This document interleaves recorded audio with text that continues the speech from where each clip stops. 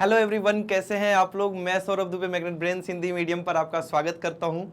उम्मीद करता हूं बहुत बढ़िया होंगे। जैसा कि लास्ट में हमने पिछली क्लास में प्रश्नावली 2.2 किया था, अभी जैसा कि आप देख पा रहे हैं बहुपदों का गुणनखंड की बात करने वाले हैं। और यहाँ पर आप पार्ट देख रहे होंगे, पार्ट 1। ये पार्ट 1 क्या है सर? तो बहुपदों का गुणनखंड जो है उसको मैंने 3 पार्ट में लेके आऊँगा।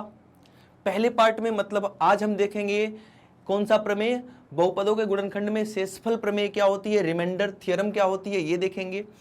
अगली क्लास में हम देखेंगे कि द्विघात बहुपदों का गुणनखंड कैसे करते हैं, और उसके अगले पार्ट में हम देख रहे होंगे कि त्रिघात बहुपदों का गुणनखंड कैसे करते हैं। चीजें आपके लिए आसान हो जाए इसलिए इसको 3 पार्ट में मैंने डिवाइड किया इस टॉपिक को, और आज की क्लास में हम उदाहरण 6 और 7 भी देख रहे होंगे।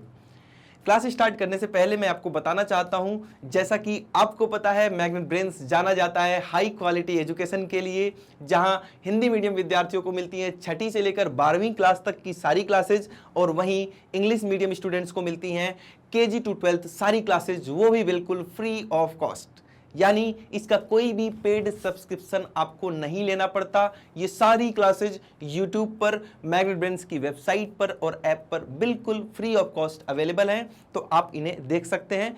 साथ ही साथ अगर आप अपनी और बेहतरीन तैयारी करना चाहते हैं तो ई नोट्स और ई बुक्स को ग्रैब कर सकते हैं, जिसका लिंक डिस्क्रिप्शन बॉक्स में दिया गया है।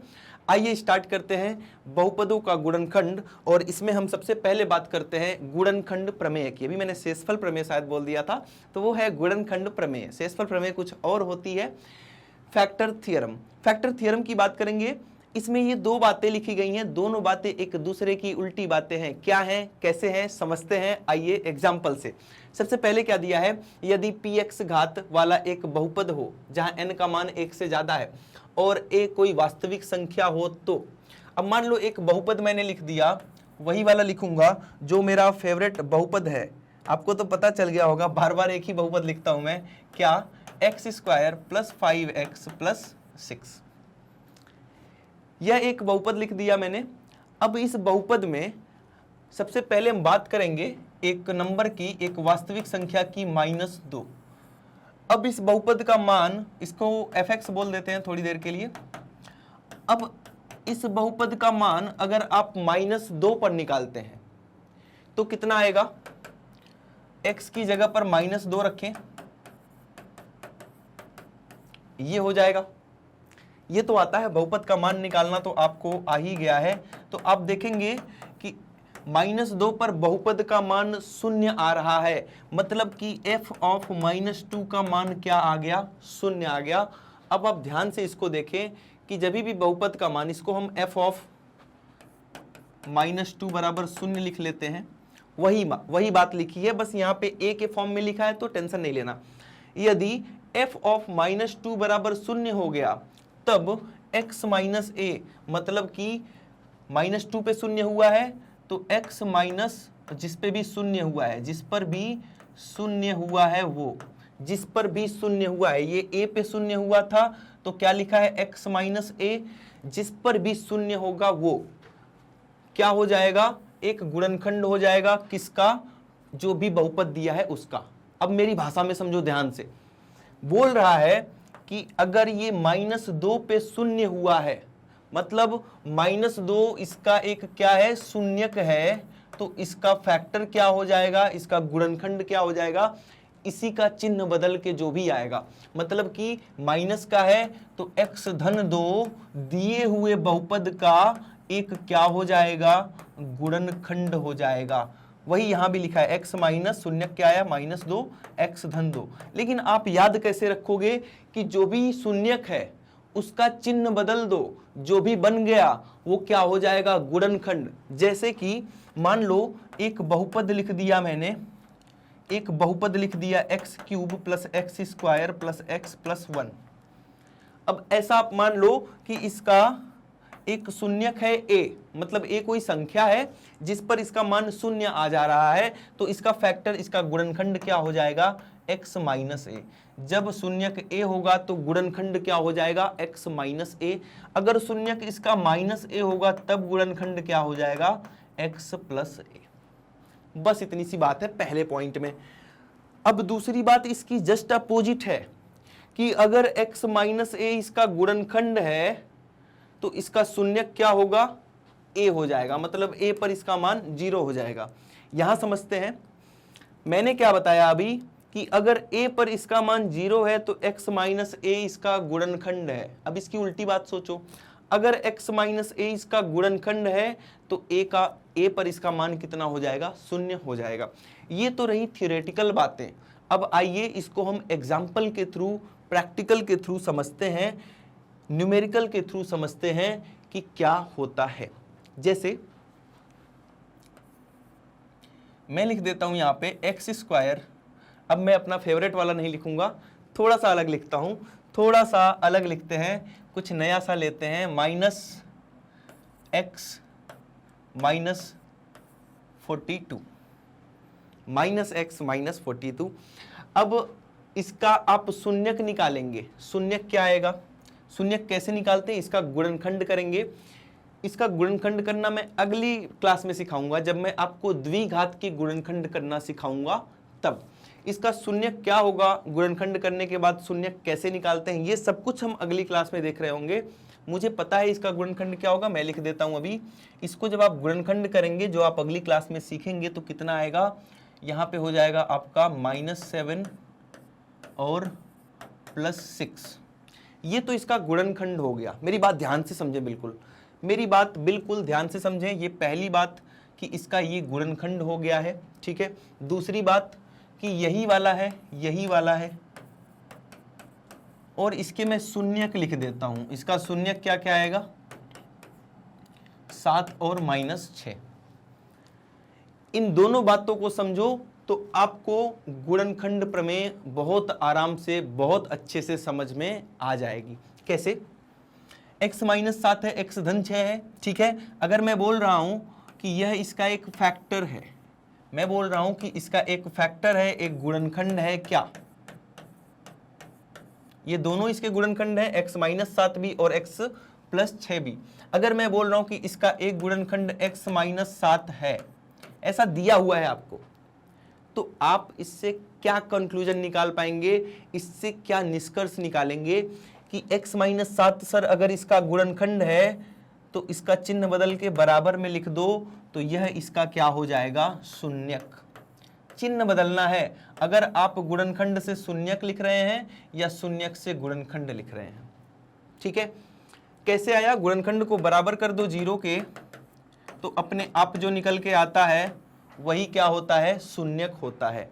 अगर मैं दूसरी भाषा में बोल रहा हूं कि x धन 6 इसका एक गुणनखंड है, मुझे बताओ शून्यक क्या होगा, तो आप बताओगे सर इसका चिन्ह बदल दो, या सर इसको x धन 6 बराबर 0 रख दो, अपने आप शून्यक निकल के बाहर आ जाएगा, अपने आप शून्यक बाहर निकल के आ जाएगा। कोई दिक्कत वाली बात नहीं है, ठीक है, बहुत बढ़िया। अब यहां की बात करते हैं। अब तक क्या था, अब तक क्या था कि आपको गुणनखंड पहले से पता था, पहले से पता था, आप क्या निकाल रहे थे, तो आप शून्यक निकाल रहे थे। अब क्या है, अब बात अलग है, यहां पर शून्यक पहले से पता है। अगर आपसे मैं बोल रहा हूं कि 7 इसका एक शून्यक है, आप क्या मुझे इसका गुणनखंड बता सकते हो? अगर 7 इसका एक शून्यक है तो गुणनखंड क्या हो जाएगा, तो सर गुणनखंड x माइनस 7 हो जाएगा। x के साथ लिख देना, इसी का चिन्ह बदल के x के साथ लिख देना है। पहले ये धन का 7 था, अभी क्या हो गया, ऋण का 7 हो जाएगा। सर एक बार और बताओ, अगर इसका शून्यक हमें -6 दिया है कि इसका शून्यक है, -6 इसका शून्यक दिया हुआ है, जब -6 इसका शून्यक दिया हुआ है, चिन्ह बदलो, x के साथ लिखो, तो ये क्या हो जाएगा, इसका गुणनखंड। सर हमने दो बातें सीख ली, क्या क्या, कि सर अगर गुणनखंड दिया है हम शून्यक लिख सकते हैं, और अगर शून्यक दिया है तो हम गुणनखंड लिख सकते हैं। इसमें कोई दिक्कत नहीं है, कोई दिक्कत नहीं है। मुझे जल्दी से बताना अगर ये बात है तो। अगर ऐसा आप कर सकते हैं, अगर ऐसा आप कर सकते हैं तो मुझे बताइए कि किसी भी बहुपद का अगर गुणनखंड 3x धन 5 है, किसी भी बहुपद का गुणनखंड अगर 3x धन 5 है तो इसका शून्यक बताओ। सर ये तो गड़बड़ हो गया, चिन्ह बदलेंगे। क्या करें इसमें? अरे ये गुणनखंड बताया सर ने, शून्यक पूछ रहे हैं, क्या करें अब? क्या करें? शून्यक पूछ रहा हूं तो इसको शून्य के बराबर रख दो ना। जहां भी कंफ्यूजन हो इसी को उठाओ, शून्य के बराबर रखो। शून्य के बराबर रखते ही आपका शून्यक अपने आप निकल के भाग के आपके पास आ जाएगा। ये रहा उसका शून्यक, जिसका भी ये गुणनखंड है उसका ये रहा शून्यक। कोई डाउट वाली बात, कोई डाउट वाली बात नहीं होनी चाहिए। बहुत बढ़िया, बहुत बेहतरीन। अब एक बात और समझो, अगर मैंने बोल दिया कि गुणनखंड आपका है 2x + 3, शून्यक बताओ, बता ले जाओगे ना कि सर -3/2 होगा। क्यों? क्योंकि इसको बराबर करेंगे 0 के, फिर 2x बराबर -3 हो जाएगा और -3/2 हमारा आ जाएगा। कोई दिक्कत वाली बात है क्या? कोई दिक्कत नहीं सर, आगे बढ़ सकते हैं। अब हमें शून्यक दिया हो हम उसका गुणनखंड लिख सकते हैं, हमें गुणनखंड दिया हो हम उसका शून्यक बता सकते हैं। तो देखिए यहां पर कुछ नोट डाल के पॉइंट लिखा गया है, ध्यान से समझेंगे। पहला पॉइंट क्या है?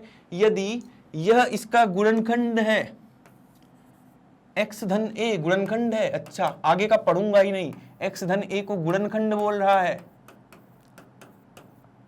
इसका मैं शून्यक पहले ही निकाल लूंगा। बहुत बढ़िया, इसको शून्य के बराबर रख दो, a उधर जाएगा -a। क्या यही बात लिखी है क्या?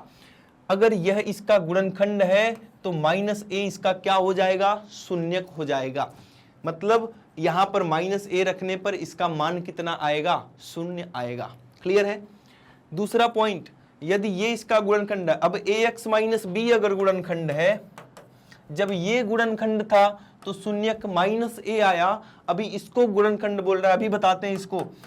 अब इसको गुणनखंड बोल रहा है, जल्दी से x निकाल के बता दो मुझे, जल्दी से x निकाल के बता दो। सर आ गया b/a, मतलब कि b/a पर इसका मान कितना आ जाएगा? शून्य आ जाएगा। यहां पर कितने पे मान शून्य आ रहा था? सर -a पर। आगे आगे देखो, अब बोल रहा है ये दोनों गुणनखंड है, एक बार ये गुणनखंड है एक बार ये, तो जब ये गुणनखंड होगा तो शून्यक a आ जाएगा, जब ये गुणनखंड होगा तो शून्यक हमारा b आ जाएगा। मतलब a पर भी इसका मान शून्य आएगा और b पर भी इसका मान शून्य आएगा। कोई दिक्कत वाली बात नहीं है। बढ़े आगे। अब देखते हैं उदाहरण संख्या 6 क्या कह रहा है। जांच कीजिए, जांच कीजिए कि ये जो x धन 2 है ये इस बहुपद का और इसका एक क्या है। जांच कीजिए कि x धन 2 बहुपदों इतना और इतना, अच्छा दो बहुपद दिया है, एक बहुपद ये है एक बहुपद ये है, बताना है कि ये इसका गुणनखंड है या नहीं है। गुणनखंड कब होगा? यहां से इसका शून्यक निकालो, मतलब कि यहां से -2 आएगा। गुणनखंड दिया है, शून्यक निकालना, -2 आएगा। अब -2 पे अगर ये शून्य हो गया तब तो यह इसका एक गुणनखंड होगा। यहां से -2 निकाल दिया, -2 पर अगर यह शून्य हो गया तब तो यह इसका एक गुणनखंड होगा। -2 पर अगर यह शून्य हो गया तब यह इसका एक गुणनखंड होगा, नहीं तो नहीं होगा। आइए देखते हैं। सबसे पहले इसका नाम, इसका घर का नाम रखो fx, इसका घर का नाम रखो gx। सबसे पहले तो सर हम निकाल लेते हैं fx का। fx बराबर क्या है? fx बराबर है x³ धन 3x² धन 5x धन 6। और हमें x बराबर कितने पर निकालना है? क्योंकि इसका गुणनखंड x धन 2 है तो हम x बराबर -2 पर निकालेंगे। क्यों? मैंने बताया ना, शून्यक निकालने के लिए इसको बराबर शून्य रखोगे, जो भी आएगा इस पर मान चेक करोगे, इस पर x बराबर -2 पर जहां भी x दिख रहा है -2 लिख दो। तो -2 का हो गया क्यूब धन 3, -2 का हो गया स्क्वायर धन 5, -2 गुणा हो गया और धन का हो गया 6। कोई दिक्कत वाली बात नहीं है। बहुत बढ़िया, नहीं है तो बहुत बढ़िया। -2 का क्यूब होता है -8 धन 3, -2 का वर्ग होता है 4, 5 गुणे -2, 5 गुणे -2 -10 हो गया और ये धन का 6। कोई दिक्कत वाली बात, कोई दिक्कत वाली बात यहां तक नहीं है। अब ध्यान से देखें आगे, -8, 3 चौक का 12 होता है, -10 और -6। सर ये वाला धन का है, ये वाला धन का है, इन दोनों को जोड़ेंगे तो 18। ये वाला ऋण का है, ये वाला ऋण का है, आपस में जुड़ जाएंगे, -18 आ गया 0। मतलब कि -2 पर अगर यह 0 आ रहा है, -2 पर अगर यह 0 आ रहा है तो x धन 2 इसका एक गुणनखंड होगा, इसका एक गुणनखंड होगा। कौन होगा? कौन होगा? x धन 2। कोई दिक्कत वाली बात है क्या? यही काम हम किसके साथ करेंगे? gx के साथ। ये तो घर वाला नाम बोल रहा हूं मैं, हाँ घर वाला ही नाम बोलूंगा ना, इतना बड़ा सा क्यों बोलें कि 2x धन 4, 2x प्लस 4। 2x प्लस 4 पे चेक करते हैं तो x की जगह पर हमें क्या लिखना है? -2। -2 क्यों लिख रहे हैं? क्योंकि हम इसके लिए चेक कर रहे हैं, इसको जब बराबर 0 करेंगे -2 आ जाएगा। तो 2 गुणे -2 धन 4, 2 दूना होता है 4, माइनस का है तो -4 प्लस 4। अरे वाह, मजा आ गया, मजा आ गया। मतलब कि दोनों ही शून्य आ गए, मतलब कि x धन 2 इसका भी गुणनखंड होगा, x धन 2 इसका भी गुणनखंड होगा, दोनों का ही गुणनखंड क्या हो जाएगा? x धन 2। कोई दिक्कत वाली बात, कोई परेशानी है यहाँ पे? स्क्रीनशॉट लेने का मन कर रहा है कर लो, ले लो भाई, कौन रोक रहा है आपको?